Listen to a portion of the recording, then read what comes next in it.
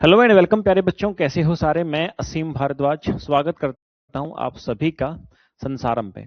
सो बच्चे, आज हमारा एमसीक्यू सेशन है एक और। जैसे हम हर सेशन के अंदर 10 इंपॉर्टेंट एमसीक्यू छांट के लाते हैं। हर यूनिट के हर पार्ट से क्वेश्चन होते हैं। तो जैसे आपके पहले यूनिट में 5 पार्ट हैं आपके सिलेबस में, तो हमने 5 एमसीक्यू सेशन के 10-10 क्वेश्चन के। अभी यूनिट नंबर 2 जो है उसके अंदर भी 5 पार्ट हैं, तो हमारे आज चौथे पार्ट के 10 एमसीक्यू हम देखेंगे, जो आपको एक प्रकार से समझा देंगे कि एग्जाम के अंदर कैसे क्वेश्चंस बनते हैं। ठीक है, फिर एक पार्ट और बचा है, फिर हमारे यूनिट नंबर 3 के कंसेप्ट हम लोग शुरू करेंगे उसके बाद। आज के क्वेश्चंस देखा जाए, पहला क्वेश्चन आपके सामने है।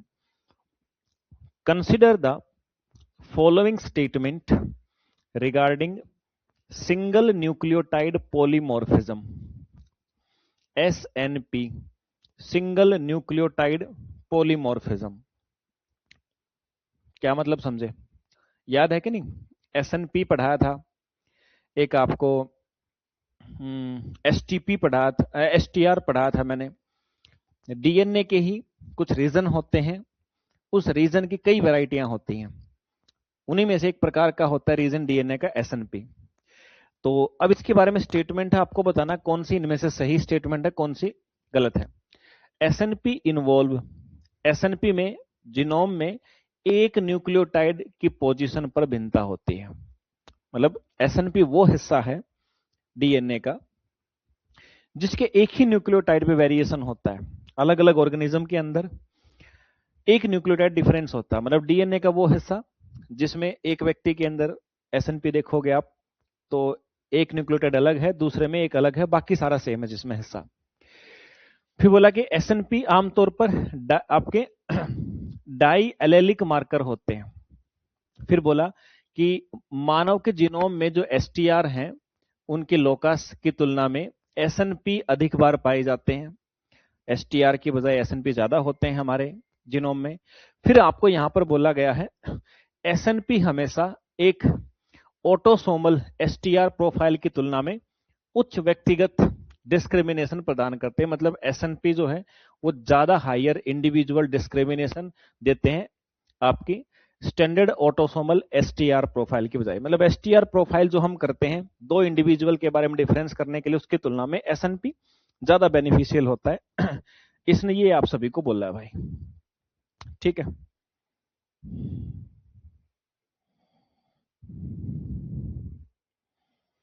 समझ में आई बात? तो सही आंसर क्या होगा? देखो, एसएनपी आपने पढ़ा है अगर और एसटीआर आपने पढ़ा है, दोनों ही चीजें हमने आई थिंक कई बार डिस्कस करी हैं। क्या सलोनी चौहान, नमस्कार भाई, कई बार डिस्कस करी हैं। उनके आधार पे इनमें से कौन सा कथन आपसे करेक्ट है ये पूछा गया। अब सर, जो स्टेटमेंट आपको पहली, दूसरी, तीसरी, चौथी 4 स्टेटमेंट है, 4 स्टेटमेंट में से मुझे 3 स्टेटमेंट कौन कौन सी आंसर में भी देखो लिखी होंगी, 1 2 और 3 स्टेटमेंट मेरे भाई।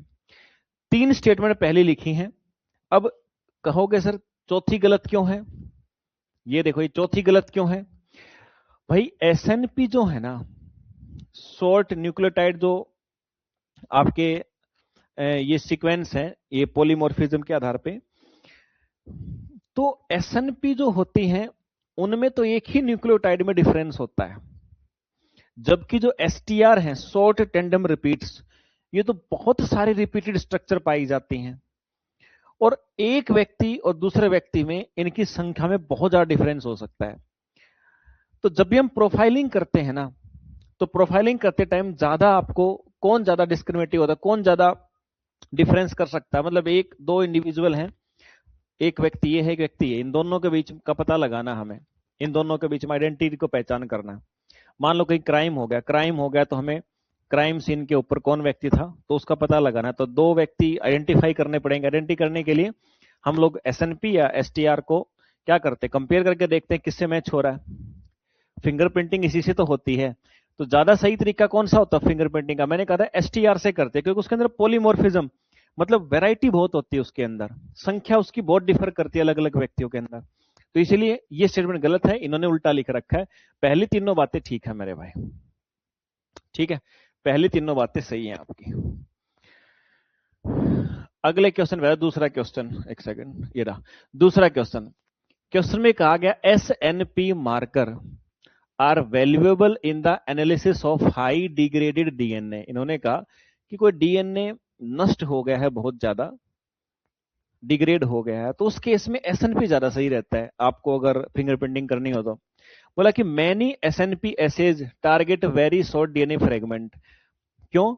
कारण इसने दिया क्योंकि कई एसएनपी ऐसे बहुत छोटे छोटे डीएनए टुकड़ों को लक्षित करते हैं जिससे वे तब उपयुक्त होते हैं जब बड़े डीएनए टुकड़ों को एम्पलीफाई करना मुश्किल होता है। समझिए भाई, पहली स्टेटमेंट में इसने कहा कि जब डीएनए डिग्रेड हो जाए ना तो एसएनपी ठीक रहता है। बोला क्यों? क्योंकि बोला बहुत सारे जो एसएनपी वाले मेथड्स हैं वो छोटे से डीएनए फ्रेगमेंट से ही पता लगा लेते हैं डिफरेंस का।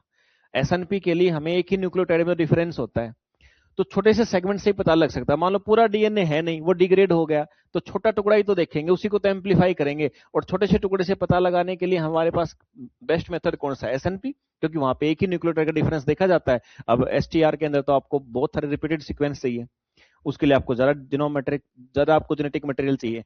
तो फिर ये बात सही है, यानी कि ए भी सही है और आर उसकी करेक्ट एक्सप्लेनेशन है। तो सी वाला आंसर आ जाएगा भाई, इसके अंदर आपको देखने को मिलेगा, लिखा भी हुआ है सी आ जाएगा। तीसरा क्वेश्चन आप सभी के सामने, एक फोरेंसिक प्रयोगशाला को 40 साल बाद बरामद कंकाल अवशेष प्राप्त होते हैं। गंभीर डीएनए विखंडन के कारण एसटीआर जो एम्प्लीफिकेशन असफल रहा। एसएनपी ऐसे सफलतापूर्वक 17 बेस पेयर लक्ष्य क्षेत्रों को प्रवर्धित करता है। सबसे उपयुक्त व्याख्या क्या है? बोला भाई इतने साल बाद हमने कोई कंकाल मिला, उस कंकाल में एसटीआर तो फेल है, नहीं कर पाए। एसएनपी ऐसे सफलतापूर्वक जो 70 बेस पेयर का आपका साइज वाले डीएनए के पार्टिकल के लिए, तो उनको एम्पलीफाई करता है। तो बताइए इसके विषय में कुछ बात बताओ। फिर से कह रहा हूं, एसटीआर फेल हो गया और जो एसएनपी है, एसएनपी ने क्या किया? सक्सेसफुली 70 बेस पेयर वाले जो डीएनए का टुकड़ा था उसको एम्पलीफाई कर दिया। तो बताओ, S&P analysis is unsuitable for degrade DNA. बोला कि एसएनपी जो है वो डिग्रेड डीएनए हो चुका, उसके लिए असफल होता है। STR profiling should always replace, just a second बच्चे,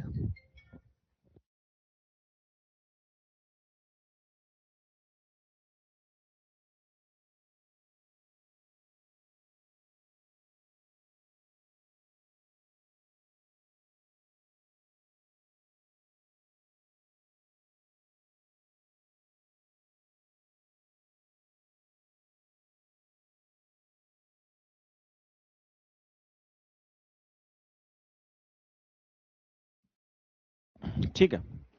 जिसने कहा एसटीआर प्रोफाइलिंग जो है वो हमेशा should always replace S&P analysis. STR profiling हमेशा एसएनपी को विस्थापित करती है। डीएनए का एक्सट्रैक्शन, जब हम ट्रेडिशनल एसटीआर प्रोफाइलिंग फेल हो जाती है अगर डिग्रेडेशन के कारण, तो शॉर्ट एम्प्लीकॉन एसएनपी एनालिसिस आपको प्रोवाइड कर सकती है जेनेटिक इंफॉर्मेशन। चार यहां पर आपके सामने दिए गए हैं ठीक है। चारों में से आपको एक या दो ऑप्शन ऐसा लग रहा होगा कि हाँ यार सर ये ठीक हो सकते हैं, मे भी हमारे हिसाब से। सही आंसर आप सभी के सामने डी वाला ही रहेगा बिल्कुल। जब ट्रेडिशनल एसटीआर प्रोफाइलिंग फेल होती है अगर डिग्रेड होने से, तो फिर शॉर्ट एम्प्लीकन वाली जो एसएनपी एनालिसिस है ना, वो आपको यूजफुल जेनेटिक इंफॉर्मेशन प्रोवाइड कर सकती है। ठीक है भाई, और आपने ध्यान से अगर पढ़ा होगा तो आप लोग समझ भी गए होंगे इन सारी चीजों को। फोर्थ नंबर क्वेश्चन पे आ जाइए। फोर्थ नंबर क्वेश्चन क्या कह रहा है आप सभी को ध्यान से देखिएगा एक बार जरा, पढ़िए एक बार जरा।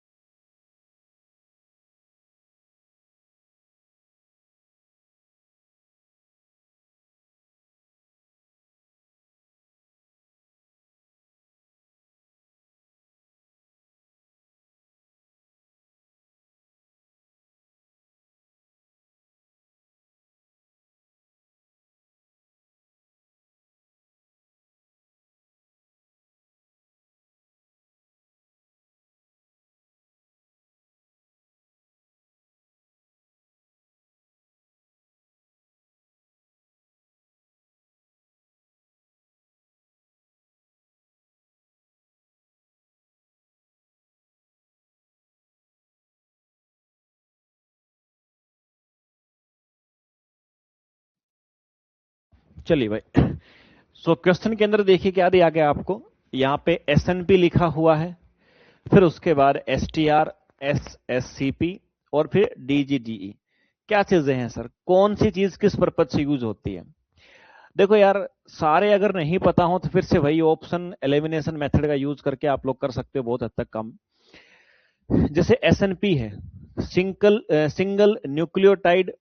अब पॉलीमॉर्फिज्म होता है ना, यहां पर क्या बोल रहा आपको क्वेश्चन के अंदर मैच करने हैं।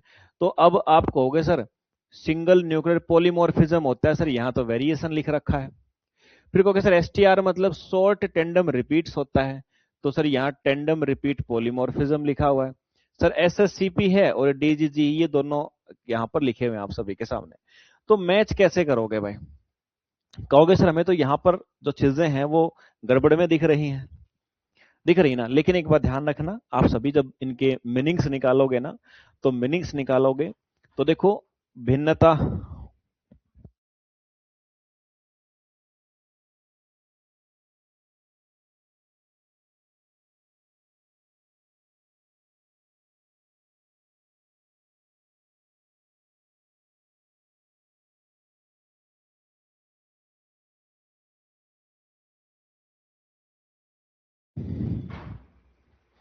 तो चारों ऑप्शन जो आप सभी के सामने दिखाई दे रहे हैं मेरे भाई, देखो जहां पॉलीमॉर्फिज्म है, अगर आप पॉलीमॉर्फिज्म का मीनिंग जानते हो, कंक्लूजन जानते हो, तो आपको पता है उसका मतलब भिन्नता वेरिएशन ही होता है।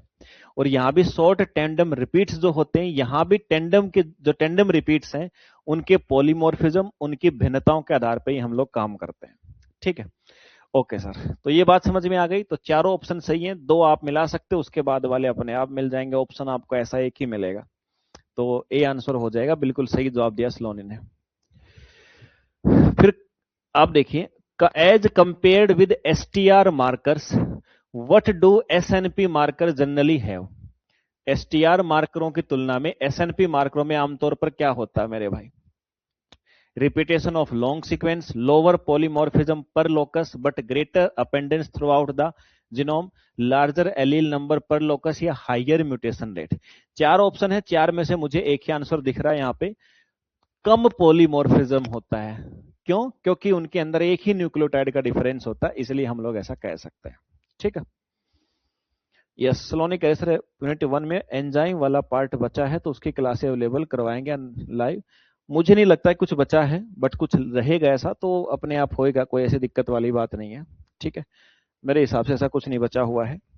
अगर कुछ चीज नहीं होगी तो किसी न किसी दूसरे टॉपिक के लिए वो छोड़ी गई होगी। ठीक है, तो आप उस पर करिए, चीजों के ऊपर फोकस। अगले पे आ जाओ। अगर कोई एक आधा पॉइंट आपको लिखा दिख रहा है किसी हिसाब से, किसी तरीके से कोई पॉइंट ऐसा लग रहा है कि ये रह गया, तो थोड़ी रिस्पॉन्सिबिलिटी लो अपनी। बाकी मेरे हिसाब से सारे चंगे, एक एक पॉइंट आप निकाल के कहोगे सर ये पॉइंट बचा हुआ है, सर ये पॉइंट बचा हुआ, वो तो फिर सारे जिंदगी भर बचे रहेंगे, है ना, वो तो फिर कुछ ना कुछ आपके सामने आएगा। हाँ, बट मेरे हिसाब से कुछ नहीं बचा है। कुछ कोई चीज ऐसी रही होगी, कोई चीज जो मुझे लगता है कि यहाँ के बजाय मुझे यहाँ करानी है, ये चीज यहाँ के बजाय यहाँ करानी है, तो वो आएगी आपके सिलेबस में, डेफिनेटली आएगी। ठीक है, फिर भी अगर ये लगे कि सिलेबस के बाद में कुछ ऐसा लगे, तो सिलेबस के बाद तुम बोल सकते हो सर ये चीज कहीं नहीं आई, तो बता सकते हो, नहीं तो अपने एंड पे उसके ऊपर मेहनत करो। कोई ऐसा बड़ी चीज तो छुट्टी नहीं होगी किसी प्रकार की। ठीक है, तो अपने लेवल पे मेहनत करो, उसके ऊपर अगर कुछ ऐसा लगे तो। अगले पे आ जाओ। हर चीज के ऊपर बुक बनाई है, बुक के अंदर हर टॉपिक के ऊपर, हर इंडिविजुअल टॉपिक के ऊपर एमसीक्यू मैंने बनाए हैं। तो कोई चीज ऐसी होगी जो एमसीक्यू से करने की होगी, तो डेफिनेटली आपको बुक के अंदर उसके एमसीक्यू मिलेंगे, आपको 100% एमसीक्यू मिलेंगे। एक एक सब टॉपिक छांट के बनाए गए। आगे आ जाओ। Consider the following statement regarding single strand conformation polymorphism. SSCP यानी सिंगल स्ट्रैंड कन्फॉर्मेशन मतलब 3 डायमेंशनल स्ट्रक्चर जो होती है, पॉलीमॉर्फिज्म मतलब वेरिएशन। इसके संबंध में कथनों पे विचार करो, बताओ कौन कौन सा सही है। ठीक है, एसएससीपी डिटेक्ट करता है, क्या करता है, सीक्वेंस की वेरिएशन किसके आधार पे? डीएनए की कन्फॉर्मेशन के आधार पे। एसएससीपी ऐसा मेथड है जिसके अंदर हम लोग डीएनए की जो 3 डायमेंशनल स्ट्रक्चर है उसके आधार पे हम क्या करते हैं, सीक्वेंस का पता लगाते हैं। अगर एक सिंगल बेस सब्स्टिट्यूशन भी है, वो भी आपके पूरी की पूरी इलेक्ट्रोफोरेटिक मोबिलिटी को चेंज कर सकता है। एसएससीपी रिक्वायर उसको चाहिए क्या, sequencing to visualise a band shift. Band shift की कल्पना करने के लिए भी एसएससीपी का सीक्वेंस की आवश्यकता होती है। और SSCP is mainly used as a mutation screening technique, यानी म्यूटेशन का पता करने के लिए भी यूज की जाने वाली तकनीक होती है एसएससीपी। देखो भाई, इसमें से जो ऑप्शन दिए गए हैं ना, इन ऑप्शन में से एक ही ऑप्शन बस गलत है, तीसरे वाला जो दिया गया था, ये देखिए आंसर भी लिखा हुआ तीसरे वाला। देखो एसएससीपी सिंगल स्ट्रैंड कन्फॉर्मेशन पॉलीमॉर्फिज्म नाम से ही दिख रहा है, conformation 3 dimension structure polymorphism variation, एक मॉलिक्यूलर इलेक्ट्रोफोरेसिस टेक्निक है जिसका यूज किया जाता है अननोन म्यूटेशन जो होते हैं डीएनए के अंदर उसके लिए। जब डबल स्ट्रैंडेड डीएनए है उसको डीनेचर किया जाता, तोड़ा जाता है सिंगल स्ट्रैंड में, तो हर एक स्ट्रैंड के जो फोल्ड है ना वो 3 डायमेंशनल स्ट्रक्चर के आधार पर न्यूक्लियोटाइड सीक्वेंस आपको दिखने को मिलते हैं। जब सीक्वेंस दिखते हैं तो आपको पता लग जाता है कि भाई इनके अंदर क्या डिफरेंस है, क्या कमी है। फिर उसके बाद डीजीजीई के ऊपर क्वेश्चन है, ये जो मैंने पीछे डिस्कस किया था, ताकि आपको देखो कंसेप्ट में आपने अगर डीजीजीई नहीं पढ़ा हो, स्पेशलाइज हमने नहीं पढ़ा हो, मान लो कि सिलेबस में बहुत हाईलाइट नहीं दे रखा था, तो ये मैंने इसलिए स्पेशल क्वेश्चन बना दिया उसके ऊपर। आप इसको पढ़ोगे सारी बात क्लियर हो जाएंगे, और ये इसके एक्सप्लेनेशन है, ये आपको करना प्रैक्टिस इसके ऊपर। फिर ये जो 8वां क्वेश्चन है ये आपके लिए है, ये सारे मेथड्स के नाम यूज हुए थे, ये आप प्रैक्टिस करोगे, इसका आंसर मुझे आपसे चाहिए, ठीक है। ये भी भाई अब देखो डीजीजी के ऊपर, एसएससीपी के ऊपर, एसएनपी, एसटीआर, तीनों चारों के ऊपर क्वेश्चन आ चुके, कंसेप्ट कर चुके हैं, ये आप प्रैक्टिस करके मुझे बताएंगे आंसर क्या रहेगा। 10वां क्वेश्चन देखो, एक फोरेंसिक लेबोरेटरी एग्जामाइन करती है DNA obtained from highly degraded skeletal remains. एक फोरेंसिक लेबोरेटरी क्या करती है मेरे भाई, एग्जामाइन करती है डीएनए, कहां से मिला है, बहुत ही ज्यादा खराब हो चुके कंकाल से। ओके सर, पारंपरिक जो एसटीआर प्रोफाइलिंग है ना, उससे केवल हम लोग आंशिक प्रोफाइलिंग प्राप्त कर सकते हैं। Traditional STR profiling yield only a partial profile, short amplicon SNP typing is successful हुआ। SSCP detect a suspected sequence variant and it is confirmed by Sanger sequencing, ठीक है।